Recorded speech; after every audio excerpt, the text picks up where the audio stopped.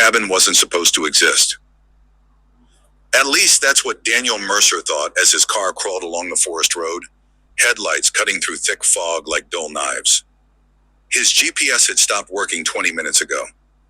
No signal, no bars, just a spinning wheel and the words, searching for location. The road was too narrow, too old. Trees leaned inward from both sides, their branches clawing at the night sky, forming a tunnel that felt intentional, like something had shaped it to keep people from leaving. Another 10 minutes, Daniel muttered to himself. He had said that an hour ago. Daniel was a journalist, or at least he used to be.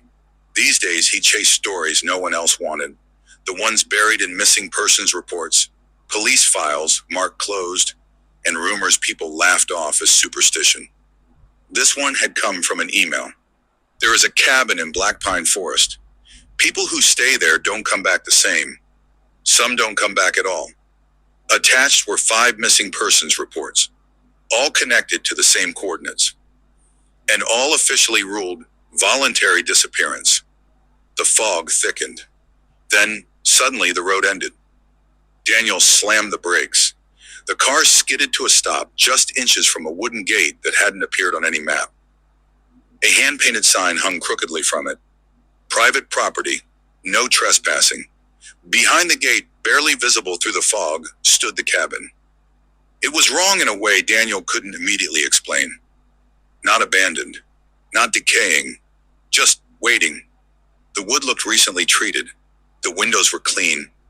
A soft light glowed from inside. Someone was home. Daniel checked the time. 11:48 p.m. He stepped out of the car. The forest was silent. No insects, no wind, no distant animal calls. The silence pressed against his ears so hard it felt physical. As he approached the gate, he noticed something else. Footprints. Dozens of them, leading toward the cabin. None leading away. His phone vibrated suddenly in his hand. Signal. A single text message came through from an unknown number. You should not be here. Daniel's breath hitched. He typed back, "Who is this?" The message was marked, "Read." No reply. The cabin door creaked open. Just slightly, as if someone inside had been listening. Daniel hesitated only for a second before pushing the gate open.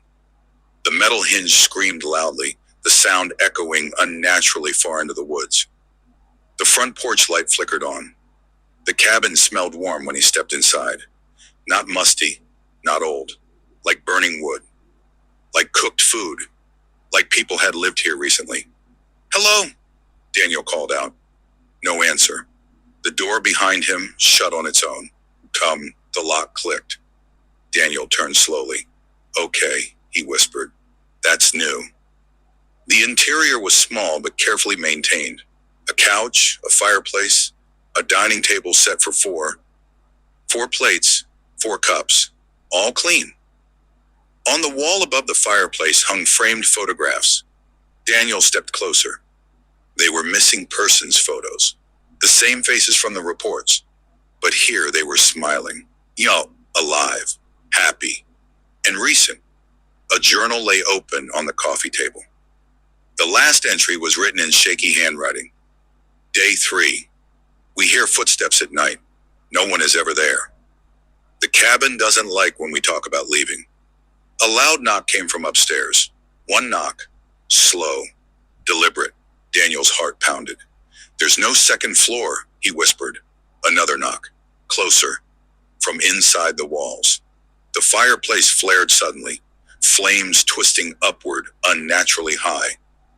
For a brief moment, Daniel thought he saw faces in the fire, mouths open, screaming silently. His phone vibrated again. Another message. "It knows your name, Daniel." The lights went out, and in the darkness, something behind him breathed. Daniel didn't turn around. He stood frozen in the dark, every nerve in his body screaming that if he moved, even slightly, whatever was breathing behind him would know he was aware of it. The sound was wrong. Not animal, not human. It breathed too slowly, too patiently. Then, just as suddenly as it had begun, the breathing stopped. The lights flickered back on. Daniel spun around. The room was empty. The front door remained locked. The fireplace burned low and steady, as if it hadn't just flared moments earlier. The cabin looked calm again, polite even. Daniel laughed shakily. "Okay," he whispered. "I'm officially losing it." He pulled out his phone. No signal. No notifications.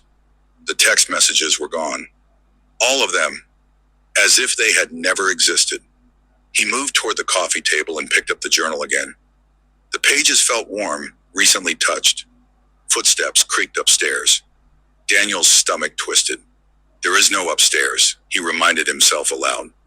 The footsteps continued anyway. Slow, measured, heavy. He followed the sound to the hallway at the back of the cabin. There was a staircase now. It hadn't been there before. Narrow wooden steps rose into darkness, the air above them thick and stale, like a space that hadn't been opened in years.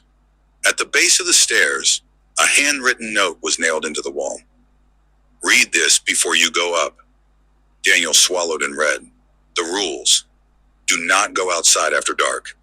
If you hear your name, do not answer. Do not look out the windows between 12 a.m. and 3 a.m.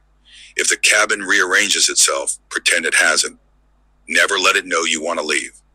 Daniel's watch beeped softly. 11:59 p.m. The footsteps stopped. A door creaked open above him. He backed away slowly, heart pounding, and returned to the living room just as the clock ticked over. 12 a.m. Every window in the cabin darkened at once, as if something had pressed itself against the glass from the outside. Daniel forced himself not to look. The silence stretched. Then, softly, "Daniel?" His blood ran cold. The voice came from the kitchen. It sounded like his mother. She had died 3 years ago. "Danny," the voice whispered, "why won't you answer me?" Daniel clamped his hands over his ears and squeezed his eyes shut. "Rule 2, he thought desperately. "Don't answer." The voice grew closer. "You're being rude," it said gently. "We made this place comfortable for you." Something brushed his shoulder. Ice cold. Daniel flinched but didn't turn. Minutes passed. Eventually, the presence withdrew. The windows lightened again. Daniel collapsed onto the couch, shaking. That was when he noticed the others. 3 people stood in the far corner of the room. They hadn't been there before. A man in his 40s with hollow eyes. A young couple holding hands too tightly. All of them pale. "You heard it too," the man said quietly. Daniel nodded. "Who are you?" Daniel asked. "People who didn't follow the rules," the woman replied. The man stepped forward. "My name's Lucas. We've been here a while." "How long?" Lucas hesitated. "Time doesn't work right here." The young man swallowed. "We tried to leave." Daniel's chest tightened. "What happened?" The woman looked toward the front door. "It let us go," she said, "for about 20 steps. The lights flickered. The cabin groaned." Lucas spoke quickly. "The cabin doesn't trap you physically. It traps you mentally. It learns you." Daniel shook his head. "This is impossible." Lucas smiled sadly. "So were we, at first." A loud knock echoed from the front door. One knock. Slow. Deliberate. All 4 of them froze. Lucas whispered, "It thinks you're alone." The knock came again. Harder. The handle began to turn. And the voice on the other side spoke softly. "Daniel Mercer, you forgot rule number 5. The knocking stopped. Not because whoever was outside had left, but because it was listening. Daniel stood frozen, every muscle locked, staring at the front door as if it might suddenly dissolve and let something crawl through. Lucas moved first. Slowly, carefully. He reached out and slid the deadbolt shut. The sound echoed far too loudly. For a long moment, nothing happened. Then the cabin sighed. The sound came from the walls, the floor, the ceiling, like old wood settling after a long day. Except it felt deliberate, relieved, satisfied. "It knows now," Lucas whispered. Daniel's mouth was dry. Knows what? That you're scared, the woman said. That you're thinking about leaving. I didn't say anything. You don't have to, Lucas replied. It listens differently. The lights dimmed slightly, casting long shadows that didn't quite match the shapes that made them. The young man, Ethan, finally spoke.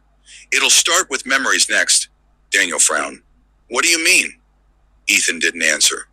Instead, the cabin answered for him. The smell came first. Fresh coffee. Daniel's heart skipped. That smell didn't belong here. He turned slowly toward the kitchen. A coffee pot sat on the counter, steaming gently. His coffee pot. The chipped handle. The faint burn mark on the side from the time he'd left it on too long. No, Daniel whispered. A chair scraped softly behind him. Danny? His breath caught. He knew that voice.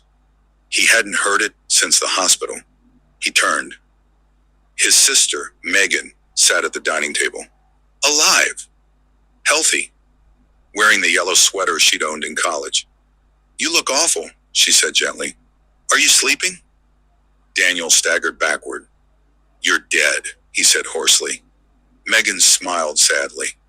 You always say things like that when you're stressed. Lucas grabbed Daniel's arm. Don't talk to it. Megan's eyes flicked to Lucas. Her smile widened. Oh, she said. You made friends. Her gaze snapped back to Daniel. You left me alone, she whispered. The temperature dropped. Daniel's throat closed. You died. I was there. You left, she said louder. You went home. The cabin creaked. The walls tightened. Stop, Daniel begged. Megan stood. As she walked closer, her feet didn't quite touch the floor. Her shadow lagged behind her movements. You could have stayed, she said. You could have held my hand. Daniel covered his ears. Lucas shouted, Don't listen! Megan's face twisted. Her eyes darkened. Too deep. Too empty. You're making it angry, she hissed. The lights cut out. Complete darkness. Something moved fast. A scream tore through the cabin. When the lights came back on, Ethan was gone. The young woman, Claire, was on the floor, sobbing uncontrollably. Blood streaked across the wooden boards. Not pooled, dragged. Where did it take him? Daniel whispered. Lucas stared at the blood, hollow-eyed. Outside, he said. Claire screamed. We said not to go outside. Daniel felt dizzy. You said it traps you mentally. Lucas nodded. That's how it wins. He heard footsteps on the porch. Bare feet, slow, dragging. A shadow passed the window. Daniel looked. Just for a second. Ethan stood outside. His mouth was open, impossibly wide. His eyes were gone. He raised one hand and knocked. Once. The clock on the wall ticked loudly. 12:47 M. Claire rocked back and forth. That's not him. That's not him. The voice outside spoke. Flat. Wrong. Let me in, it said. It's cold. Daniel backed away from the window. Lucas grabbed his shoulders. Listen to me. The cabin is not haunted. Daniel swallowed. Then what is it? Lucas met his eyes. It's a place, he said, that learned people were easier to keep than animals. The knocking grew harder. The cabin groaned. From the fireplace, the flames flared, and faces formed again. Ethan's face. Megan's. Dozens more. Watching. Learning. Daniel realized something terrible then. The cabin didn't punish fear. It punished attachment, and it already knew who Daniel loved most. The lights flickered. From upstairs, a door opened, and a child laughed. The laughter upstairs echoed like glass breaking. Daniel's hands shook as he climbed the narrow staircase that had appeared when he first arrived. The air smelled of smoke, old wood, and something sweet, like rotting honey. Don't, Lucas whispered behind him. It watches the stairs first. Daniel ignored him. Each step groaned, the sound vibrating through his bones. The top top of the stairs opened into a long hallway he didn't remember seeing before. Doors lined both sides, all slightly ajar. A soft blue light came from the far end. A nursery. Daniel froze. A crib sat in the center. The child inside was laughing, but its features shifted as he watched. Sometimes a boy, sometimes a girl, sometimes no face at all. The voice came from nowhere and everywhere. "Feed me." Daniel staggered back. Lucas grabbed his shoulder. "It's not alive in the way you think. It's a predator. It learns you, loves you, twists your attachments to control you." Daniel's eyes darted to a door at the far end, slightly cracked. A woman, his mother, alive again, stood in the doorway, smiling, arms outstretched. "Daniel," she whispered, "you stayed away too long. Come to me." His heart hammered, his head spun. Memories of her death, hospital smells, her final words, all intertwined with the hallucination, or maybe reality. He couldn't tell. Lucas grabbed him again. "Do not go. It's using her. It uses everyone you care about." Daniel felt torn. He wanted to reach for her. He wanted to hear her voice one more time. The child in the crib shrieked. The laughter became piercing. The crib shook violently. The blue light intensified, reflecting off every surface in the hallway. The cabin groaned like an immense living thing. "You must choose," the voice whispered. "Feed me or join them." Daniel realized what it meant.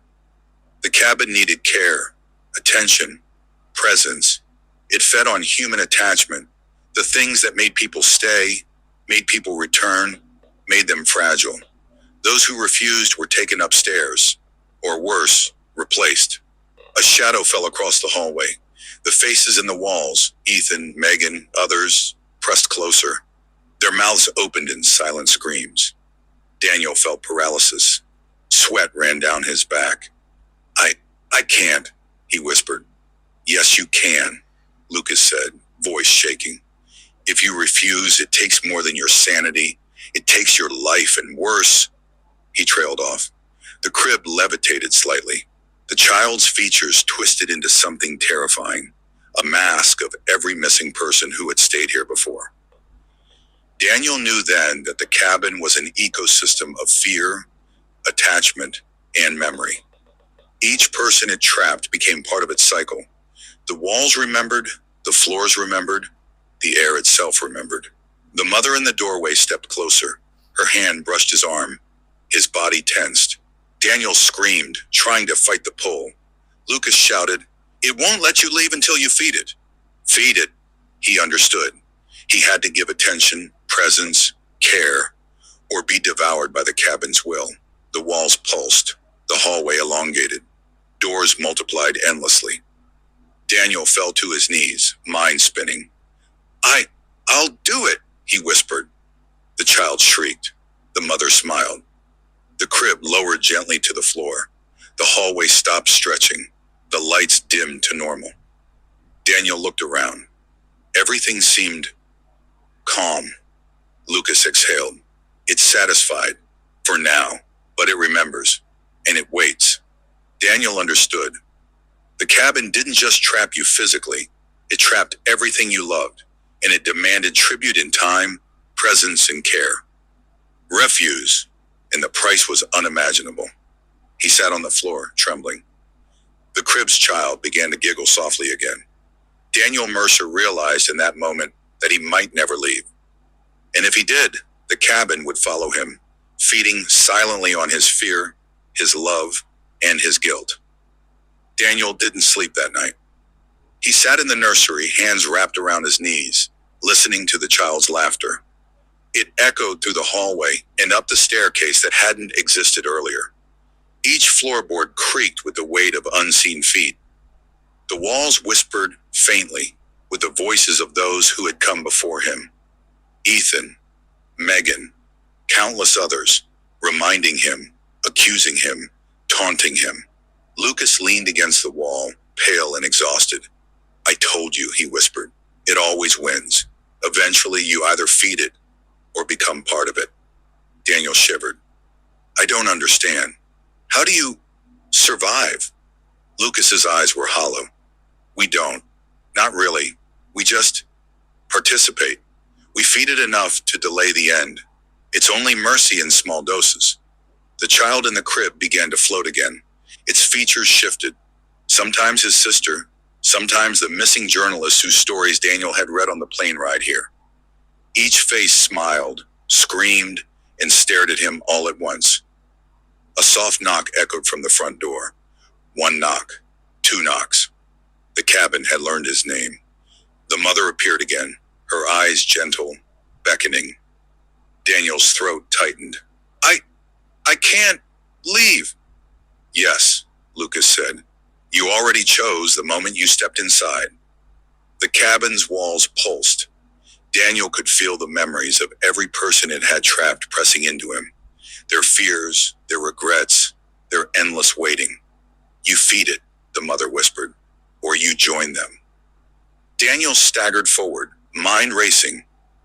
He looked at the crib, at the child, at the floating faces, at the photographs on the wall. All of them were waiting for him to participate, to give attention, to care, to stay. He sank to the floor beside the crib, hands hovering, trembling. He whispered apologies, reassurances, names of people he had loved, people he had lost, people he still remembered. The crib stopped shaking. The child's laughter softened. The walls seemed to breathe with him approvingly. Hours, or maybe days, passed. Time had lost all meaning. Daniel continued to whisper, comfort, care, feed the cabin with attention. Then he realized with a cold, sinking certainty, feeding it didn't free him. It only prolonged his torment. He looked at Lucas. Will it ever let me go? Lucas shook his head. Never. Not completely. Only enough so you can keep going. Keep the others calm. Keep it alive. Daniel closed his eyes. The voices pressed closer. The child giggled. The mother smiled. He understood. He would never leave. He was now part of the cabin. Somewhere far above, the front door opened slightly, letting a breeze through the fog outside. New footsteps approached. A hiker, a lost traveler, someone who didn't know the rules, someone who didn't understand. Daniel Mercer whispered to himself, voice trembling. Welcome. It's waiting for you. And the cabin exhaled. It had learned a new name.